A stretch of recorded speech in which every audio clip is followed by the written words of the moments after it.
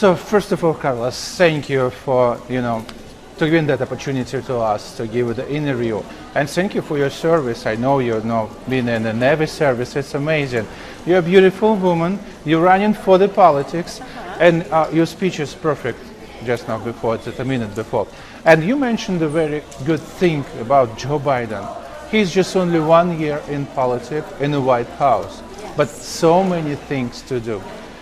Could you just tell a little bit more about that? What is your personal opinion? What's going on right now? How our country is, changed? And a little bit more about what's going on in Canada. Okay. Because so many Republicans, unfortunately, just does not support that. And this is, just, kind of disgusting thing, what's going on. Well, I think to start off, thanks for having me on your show, and looking forward to do more. But starting off with Joe Biden. This administration has caused nothing but disaster, like I said before, disaster, one after another. They have not been held accountable for their actions and just continue to destroy this country from within. The problem is if Biden gets impeached, which he won't, we have Kamala and Nancy Pelosi. They're just as bad. So what we have to do is take the House and the Senate back 2022. That's to start off. Now, they're trying to take away our freedoms. They have taken some away, actually, in America, which is supposed to be the land of the free. Literally, it took the truck drivers from Canada to stand up, to say enough is enough.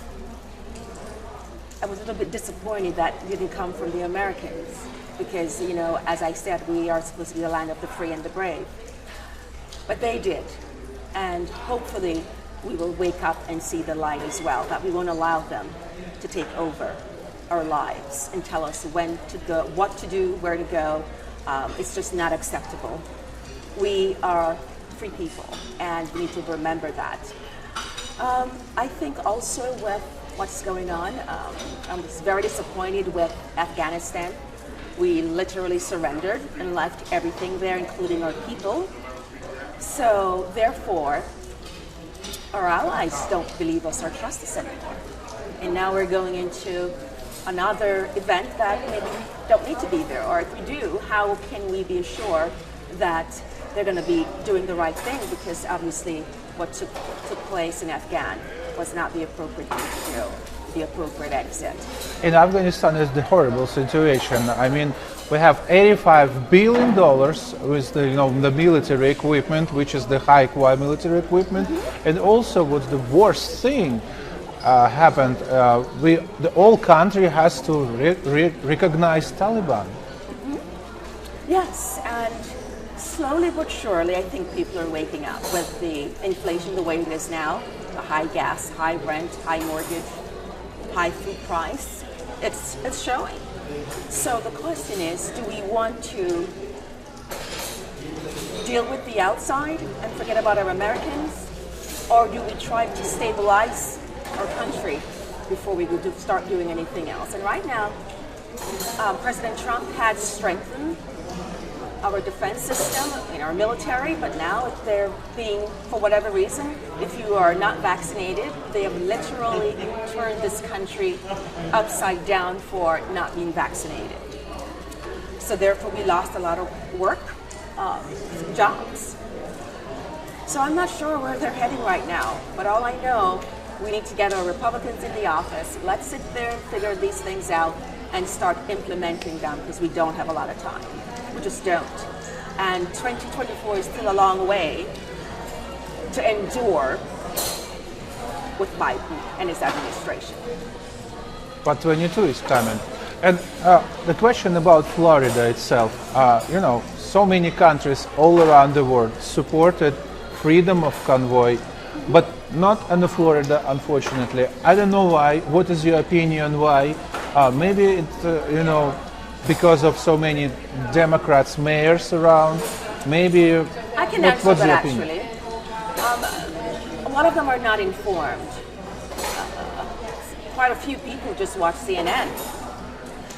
And you won't see half the proper news on CNN. So they're just going by what they're taught or led. They're not thinking for themselves, but we are. And that's where we have to inform them properly of what's taking place. And again, like I said before, our freedom from restriction is necessary. We cannot continue on that path. The children are being affected in schools. People's livelihoods are being affected. And jobs are now, open because we don't have enough people to fill those positions because of their health status, which typically we call that informed consent. It's just, I just can't believe we're at this stage, where we're actually trying to defend our freedoms. Very sad. So, and another question, so many Republicans, even, the political Republicans, even, don't prefer to say they're Republicans. They prefer say nothing. And Joe Biden, from the beginning, probably 9 months ago, he said, I don't know, maybe there is no Republicans in the future at all. What does he mean? Is it a joke, or I don't know what's going on in the Republican world here? Establishment does not support people who run for the local people? Why? Good question. I don't know. But what I can tell you is that when President Trump said, or was out of office, they are not after me, they're after you, the people. Now it's starting to make sense. This country's upside down. And we have to put a halt to it. So what I would say, let's put every effort we can in winning 2022, support our candidates, support our governors like Ron DeSantis, and we just do the best we can till 2024 and re-elect, get Biden out of there. But that's the plan for right now. Just be observant, make sure we're praying and thanking God for being alive. And asking for direction, the right direction, and where to go. So that's what I would say. So thank you for this interview. One more question, just a small question. About, we remember November 2020, and everybody told Trump, please make the insurrection up. So Trump decided not to go with that. But what about Justin Trudeau in Canada? He just now try to do that kind of insurrection act against of the Canadian citizenship, against the drivers, truckers, and that's I think this is the horrible thing. That's not a democracy. For my opinion, the people who call themselves Democrats just behind the masks. But this is not a democracy. It's socialism. It's a radical left people, but that's not a Democrat. What is your opinion? I think you're right. And the Canadian apparently waited a little bit too late. And that's why I said it's so important for us in America to make sure we don't get to the point where it's too late as well, or it might cause more problems. The good thing, what's saving us is our Second Amendment rights. We have lots of veterans, we have lots of people who believe in their Second Amendment, so I don't think they would really go that far, but I still think it's up to us to make sure that we say no to all the nonsense that they're talking about, and we're going to vote them out in 2022. That's what we need to do, which is not too far. It's now February. Our election is some is in March, some is in July. So we have a good chance. Very exciting time to get the House back and the Senate. Yeah. And we're so excited that we're going to have a red wave, Red wave, absolutely. And I'm running for Congress here in Florida, South Florida. Carla Spalding for Congress. If you would like to reach out to me and give me your opinions or any of your thoughts, I would gladly listen to them.